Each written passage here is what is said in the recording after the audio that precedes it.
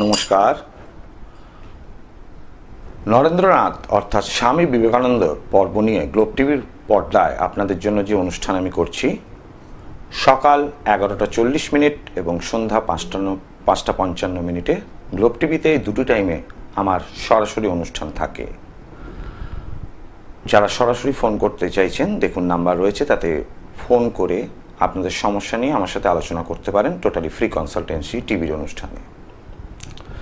স্বামী বিবেকানন্দের আজকে 13 নম্বর পর্ব বলবো। কি ঘটেছিল সেই মাসখানেক পর নরেন আবার দক্ষিণেশ্বরে আসলেন। দেখেন ঠাকুর তক্তপোষের ওপর বসে আছেন। নরেনকে দেখা মাত্র তিনি আনন্দে অধীর। পরম স্নেহে শয্যার এক পাশে তাকে বসালেন, অর্থাৎ নরেনকে বসালেন। তারপর মুখে কি সব বিড়বিড় করে বলে ঠাকুর তার ডান পা নরেনের গায়ে স্পর্শ করলেন। মানে রামকৃষ্ণ ঠাকুর নরেনকে পাশে বসিয়ে তার ডান পা নরেনের গায়ে স্পর্শ করলেন।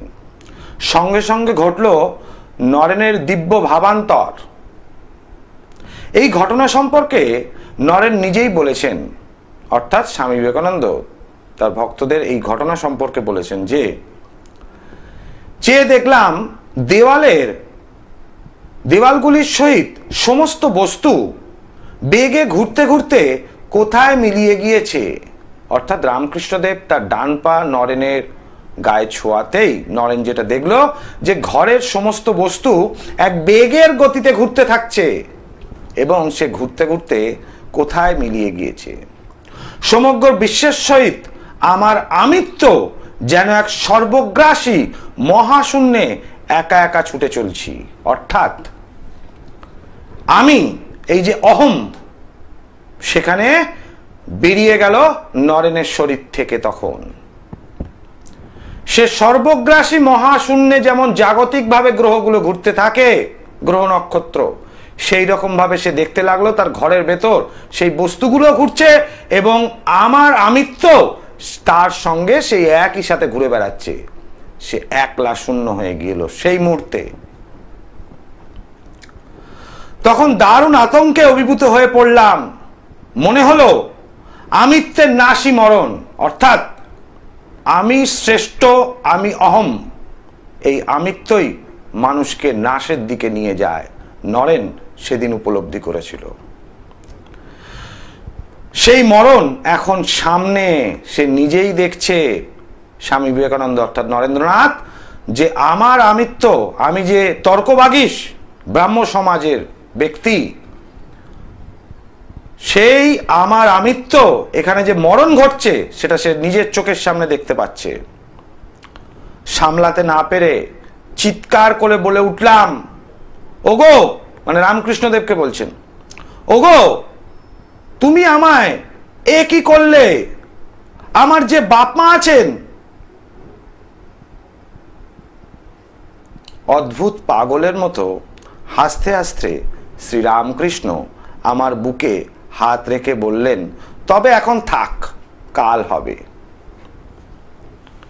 এরপরেই নরেন আত্মসম্বিত ফিরে পান। নরেন্দ্রনাথ এই কথাটা আগেই তাকে জানিয়েছে, অর্থাৎ ভবিষ্যৎ কি হতে পারে, অহংকারী ব্যক্তিদের ভবিষ্যৎ কি হতে পারে। নরেন্দ্রনাথ সেই সময় অহংকারী ছিলেন, সেটাই রামকৃষ্ণদেব তাকে দেখিয়ে দিয়েছিলেন।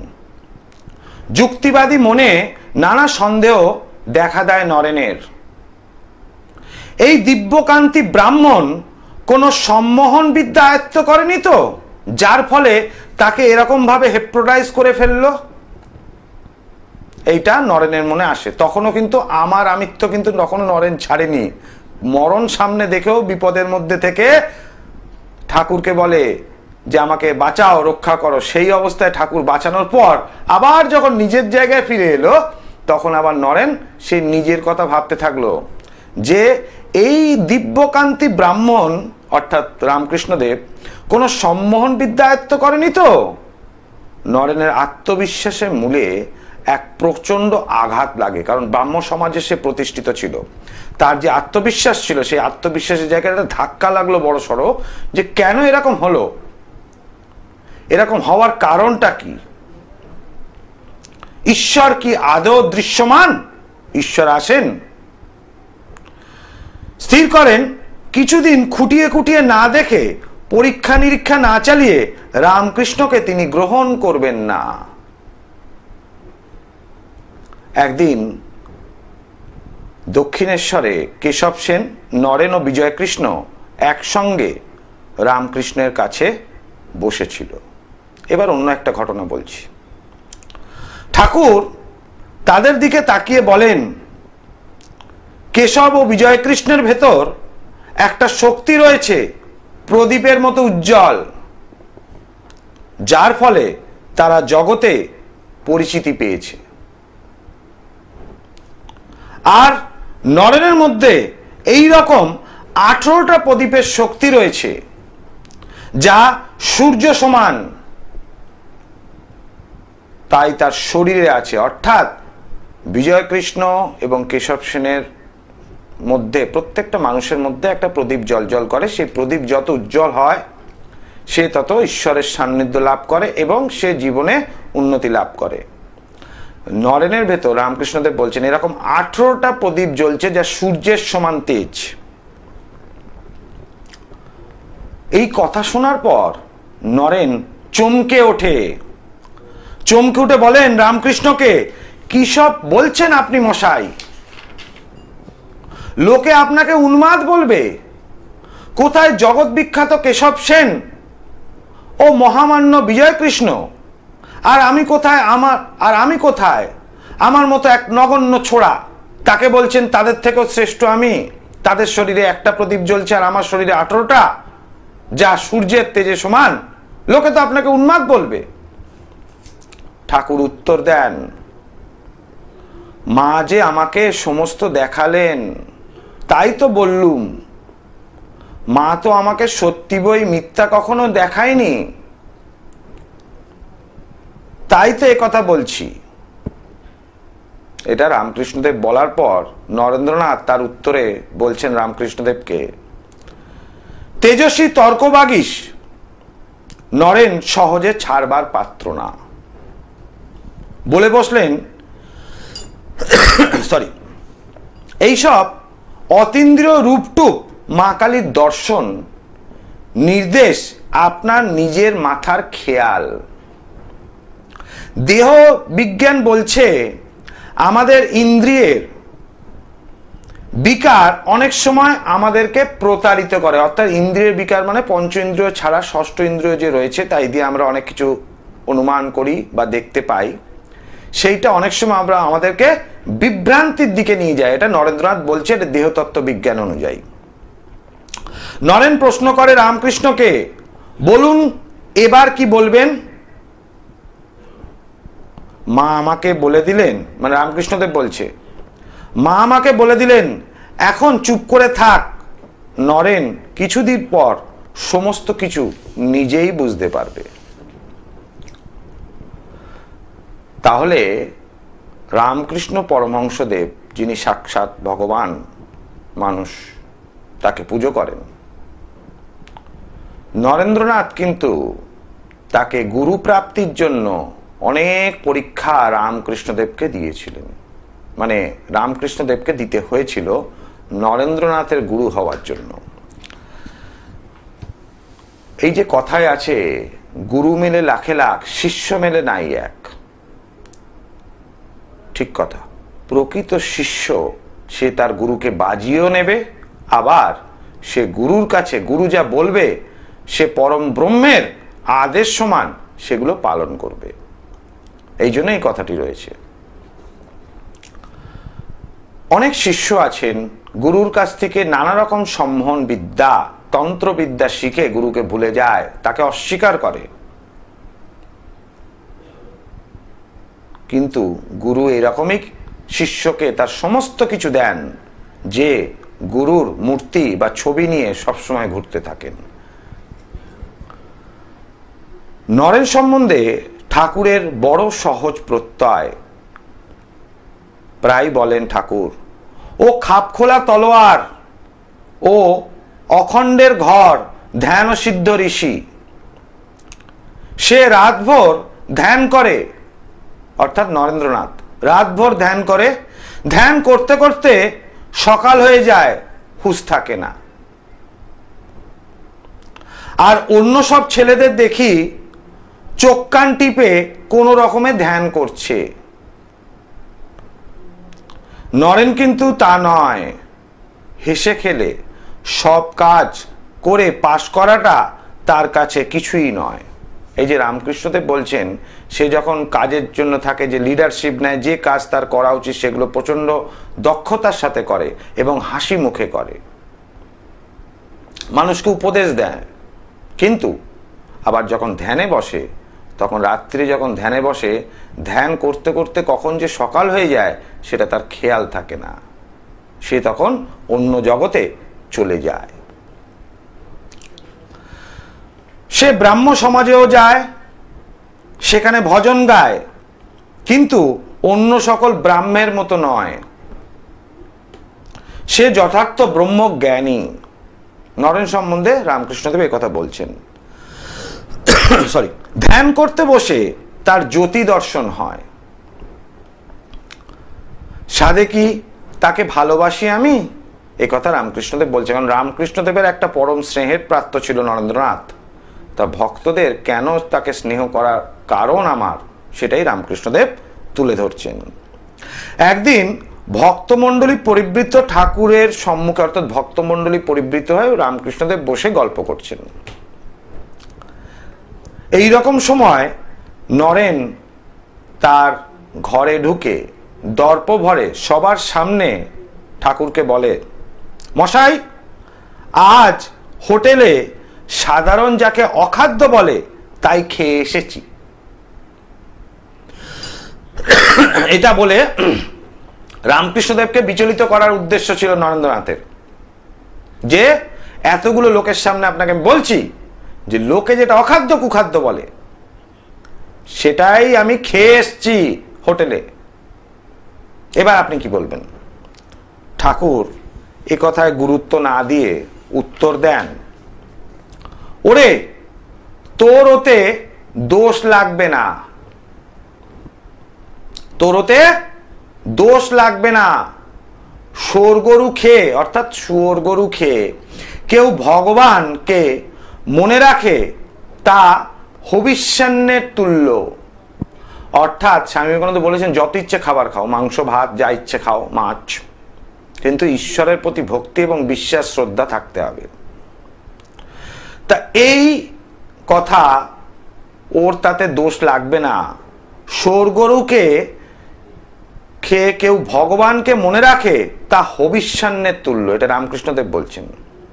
আর শাক পাতা খেয়ে কেউ যদি বিষয় বাসনায় ডুবে থাকে, তবে তা শুয়োর গরু খাওয়ারই সমান।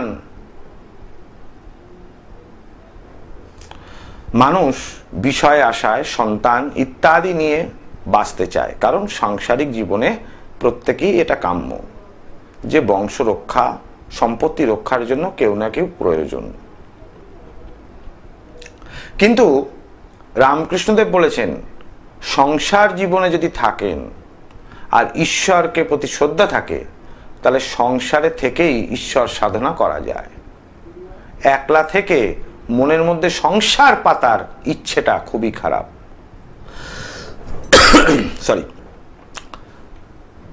সমাগত ভক্তদের দিকে চেয়ে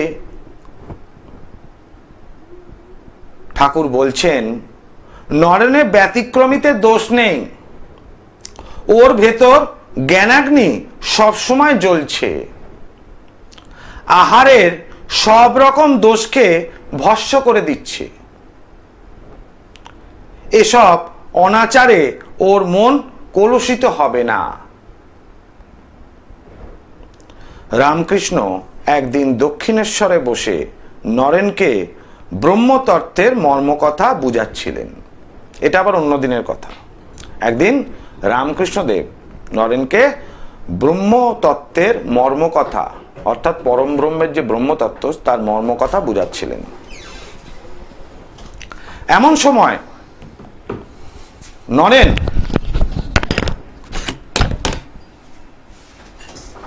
বলে, মশাই এ কি?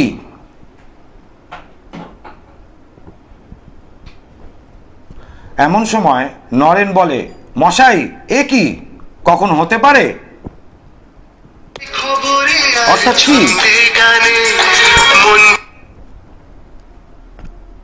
জয় মা তারা। জয় মা তারা। হ্যাঁ বলুন, কে বলছেন, কোথা থেকে বলছেন? আমি মেমারি থেকে বলছি, অমিত হাজরা। বলুন, কি জানতে চাইছেন? আমার শরীর স্বাস্থ্য সম্বন্ধে। মেমারি থেকে অমিত হাজরা, আচ্ছা। জন্ম তারিখ বলুন। 11/9/1982।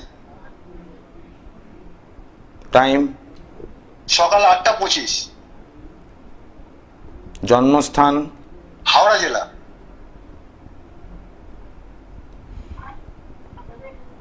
আমার অনুষ্ঠান কি আগে দেখেছেন না আজকে প্রথম দিন দেখছেন? না না, দেখা হয়, আপনার প্রোগ্রাম প্রতিদিন প্রায় দেখা হয়। শনিবার জন্মবার, তাই তো? হ্যাঁ, শনিবার জন্মবার। এখানে যেটা দেখতে পাচ্ছি, তুলা লগ্ন, বৃষ রাশি, মৃগশিরা নক্ষত্রে জন্ম, শরীর স্বাস্থ্য নিয়ে প্রশ্ন, এটাই তো? হ্যাঁ। এবার দেখো আমি কতগুলো কথা বলি। প্রথমত, বর্তমান যে তুলা লগ্ন এবং বৃষ রাশি সাপেক্ষে শনির মহাদশা চলছে, এই শনির মহাদশা 2020 সাল থেকে 2039 সাল অবধি থাকবে এবং শনি লগ্ন সাপেক্ষে দ্বাদশভাবে বুধ যুক্ত অবস্থায়, সেখানে তুঙ্গি অবস্থায় বুধ রয়েছে এবং শনি সেখানে 27 ডিগ্রিতে অবস্থান করছে।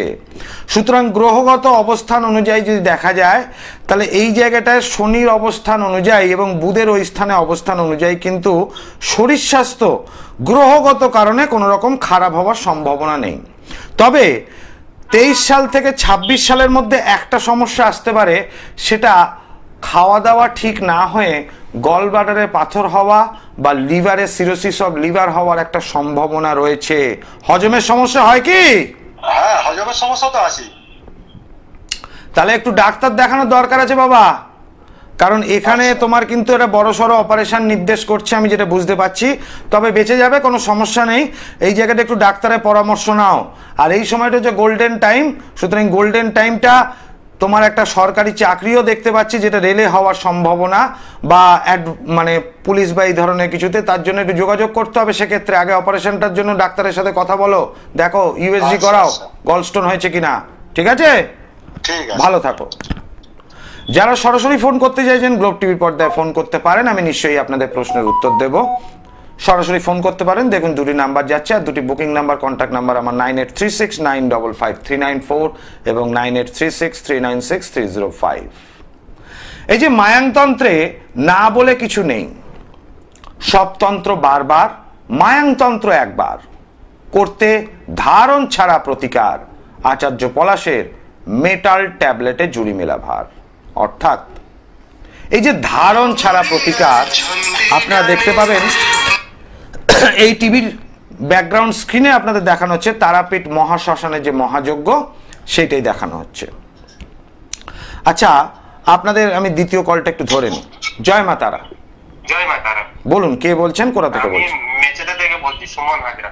মেচেদা থেকে সুমন হাজরা, আচ্ছা বলুন, কি জানবেন? আমার নিজের সম্পর্কে একটু জানতে চাইছি। বলুন, জন্ম তারিখ বলুন। 13/1/1988। টাইমটা বলো বাবা। টাইম সকাল 8:30। জন্মস্থান কি মেদিনীপুর? হ্যাঁ। পূর্ব মেদিনীপুর তো? না, পশ্চিম। আচ্ছা, আমি যেটা দেখতে পাচ্ছি এখানে তোমার বুধবার জন্মবার, তোমার হচ্ছে তুলা রাশি এবং কুম্ভ লগ্ন, তাই তো? হ্যাঁ। লগ্নের উপর শুক্র অবস্থান করছে। তোমার প্রশ্ন কি কর্ম নিয়ে, চাকরি নিয়ে প্রশ্ন?